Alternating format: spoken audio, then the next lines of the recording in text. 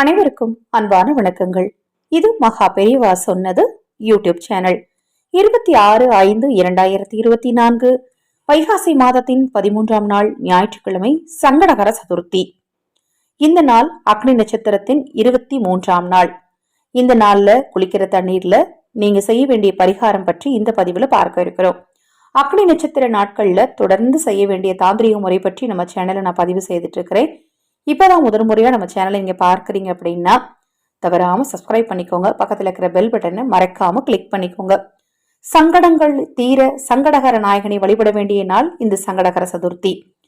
இந்த நாள்ல சூரிய பகவானால் நன்மை ஏற்படுவதற்கும், நல்ல வேலை கிடைப்பதற்கும், நல்ல ஊதியம் கிடைப்பதற்கும், என் வாழ்க்கையில எனக்கு எதுவுமே உருப்படியா நடக்காதுங்க, எதை தொட்டாலும் போராட்டம் தான், எதை தொட்டாலும் பிரச்சனை தான், இந்த மனநிலையில 100 பேர் வாழ்ந்துட்டு இருக்காங்க.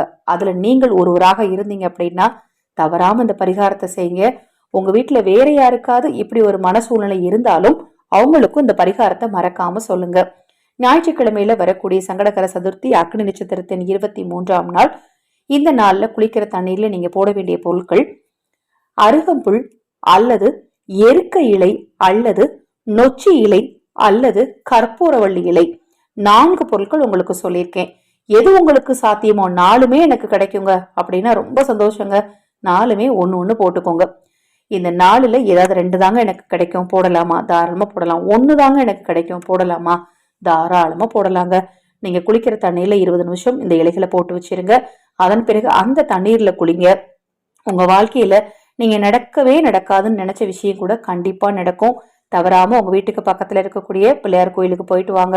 விநாயகருக்கு உங்களுக்கு தெரிந்த மந்திரங்களை சொல்லுங்க. உங்களால முடிந்த அளவு தானம் செய்யுங்க. உங்க வீட்டுக்கு பக்கத்துல தெப்பக்குளம் இருந்தது அப்படின்னா மீன்களுக்கு உணவாக பொறி வாங்கி போடுங்க.